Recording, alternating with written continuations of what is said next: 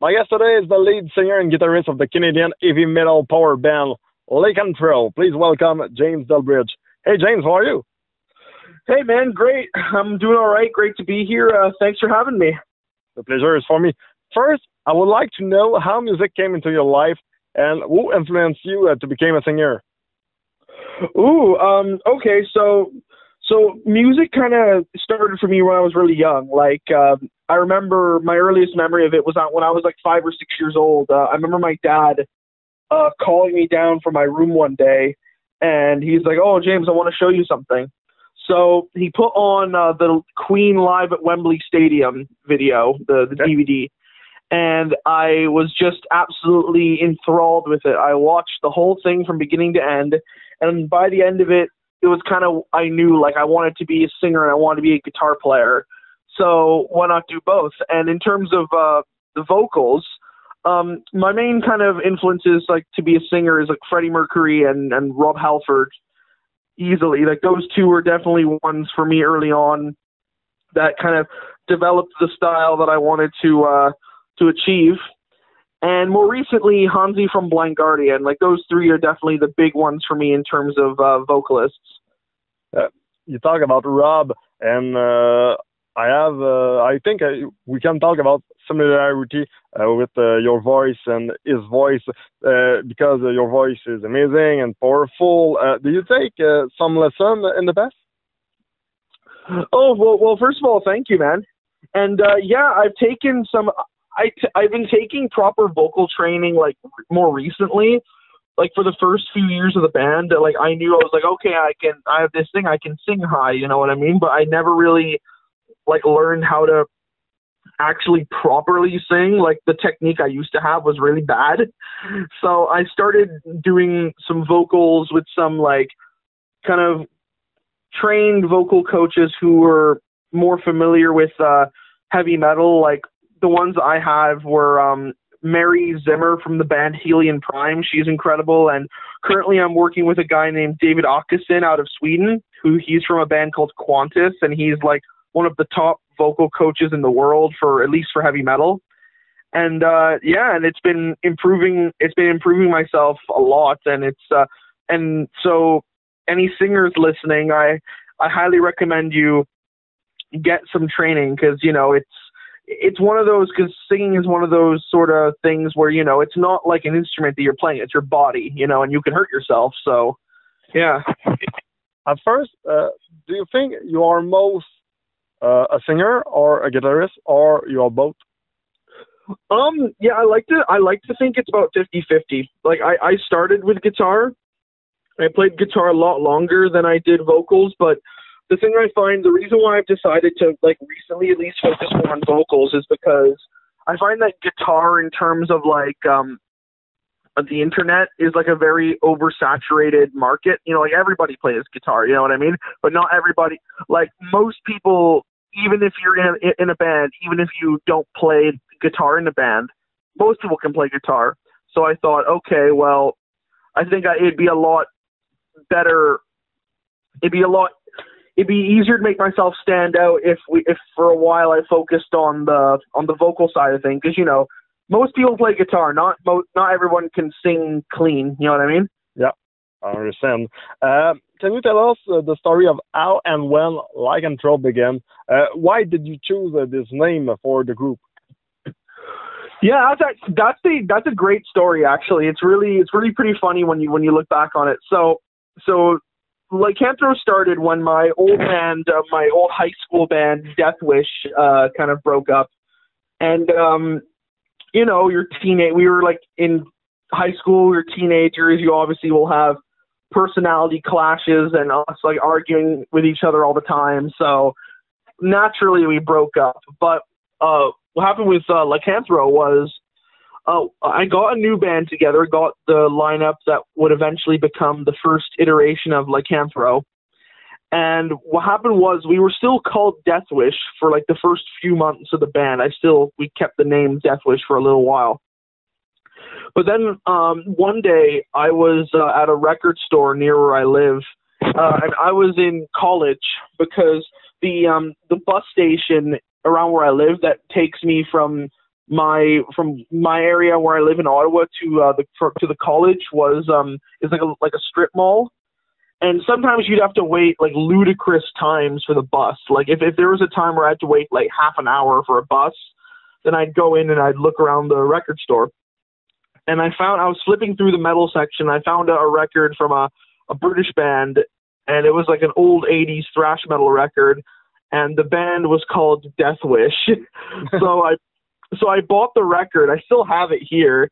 And I'm like, okay, I have to hear what this sounds like, you know. But then as soon as I got it, I took a picture of it and I sent it to the guys and I said, hey, guys, you know, even though I found this in an Ottawa record store, you know, we got to change our name, you know, so I wanted to have a name because I've always had a big affinity for wolves and werewolves.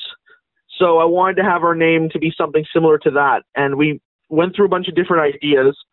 And then I found the name Lycanthro, which is like the scientific term for a werewolf, at least in like the books and novels and stuff like that. Yep. But there was a bunch of bands already called Lycanthro. So I thought, well, what if I take the PE off the end? And so I called it, so then I said, Lycanthro. And I'm like, that sounds really cool. You know, it sounds very memorable and it has a nice ring to it. And one thing that we were trying to do, which this was no easy task, but I think we succeeded in it, was once we came up with that name, we did extensive research online to see if any other band in the world has that name. And as far as I know, at least on the internet, we are the only band in the world that's called Lycanthro. So, pretty nice story. In what your first very length album named Mark of the Wolf will make a statement and make a pause in this metal industry? Sorry, can you repeat that? I didn't really hear all that. Yeah, for sure. In what your first very length album named Mark of the Wolf will make a statement and make a pause, like a wolf pause, in the metal industry? So you're saying, like, how do you think it's going to be received, you mean? Yeah. Yeah, I think people are going to, the thing I always try and strive for with our music is, so far from what I've heard, the reception's been really positive. And the thing that I always, try and do, and this is again going back to like my early influence from Queen and all that stuff, is I always say that Queen never wrote the same song twice. And that's the same thing I try and do with our stuff, is that I always say that even though, yeah, we kind of market ourselves as though we're like heavy power metal, stuff like that, I always try and write, we never try and write the same song twice. And the same thing goes to this album, is that we try and have something for everyone on this album. You know, so we always try and write songs that no matter what subgenre of metal you prefer, you'll get something out of it or you'll enjoy it, because that's what I believe is the thing that makes the most, like, the bands that everyone loves, that's what makes them the most memorable, I find, and the most popular, is that, like, for example, like Iron Maiden or Judas Priest, you know, their songs were all like very like catchy, memorable, and they wrote songs that everybody, no matter what subgenre of metal or any music that you listen to, that it was always, people could always enjoy it or at least respect it. You know what I mean? Yeah. So that's kind of what I strive to do with our stuff, and this album is no exception. You know, so far it's been a very positive reception, and everybody from all walks of metal life has seemed to like it a lot. So yeah. One of my favorite pieces of the album is probably In Metal We Trust. Can you tell me at what point metal music is important for you, and why did you decide to write what I call now a national metal anthem? Well, thank you very much, man. Metal We Trust was the story with the Metal We Trust is that we at the time we wanted to write like a sing-along song, like a song that, like a crowd participation song, because we're a band that, like, before at least, we would play live all the time, like as much as we could.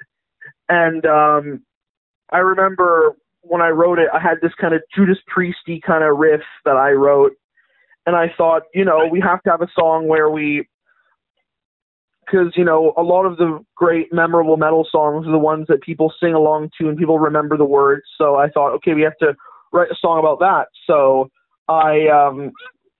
so for In Metal We Trust, we kind of had that middle part in the song that you hear where it's like the call response, you know, the in metal, you know, that's what we used to do with the crowd live, you know? Yeah.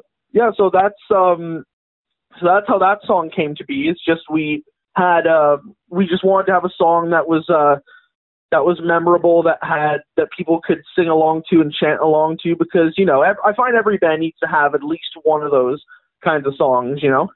All right. If you have to pick only one song, your favorite of the album, which one did you choose and why? Oh, for me personally, I'd probably say the opening track, Crucible, because that one was the most kind of important song for the band at this point, because that was the very first song I wrote for Lycanthro. And that song is sort of the one that's been the constant fan favorite over the years. That's the one song we always play live. That's the one song we never cut off the set list. That's the song that we always either open the show with or close the show with.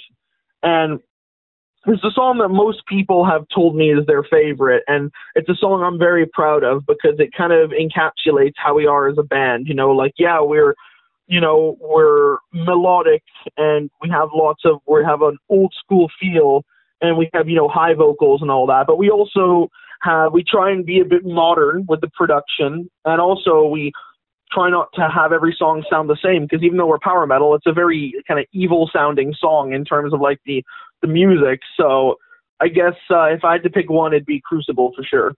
Okay, and just to close, do you think you have one song that is that lyrics is more particular to you or related from you? On this album, I don't know. It's because the thing is that for most of the time, I didn't really write personal lyrics, because my mentality it isn't like this anymore. But my mentality for a while was, you know, I won't write personal lyrics for Lycanthro because I don't want my personal baggage, you know, being flaunted in my music. So a lot of the stuff on this album is stuff that's just based off of, you know, literature, TV shows, video games, stuff like that, like Skyrim and The Hunchback of Notre Dame and the book The Crucible and stuff like that. So yeah, no, on this album, there isn't really like any lyrics that are more from a personal place, but in the future there will be, because of this pandemic. You know, I found that I've kind of put that rule to the wayside and said, you know what, like, music and writing personal lyrics is a good way to, you know, exercise your demons and sort of, and those are the songs I found that people can relate to the most, you know, so yeah.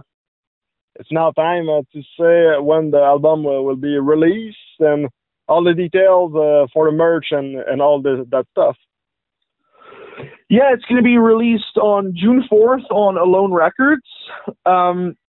You can get merch.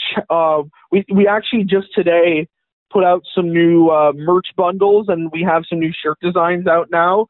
You can pick all those up at lycanthromerch.bigcartel.com.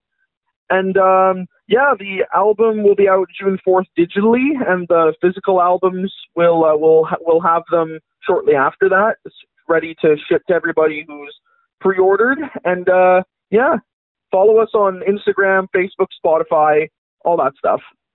James, just before I leave you, just to say, in Metal we trust, in Lycanthro we trust, and in you we trust. Thank you very much, man. Appreciate it.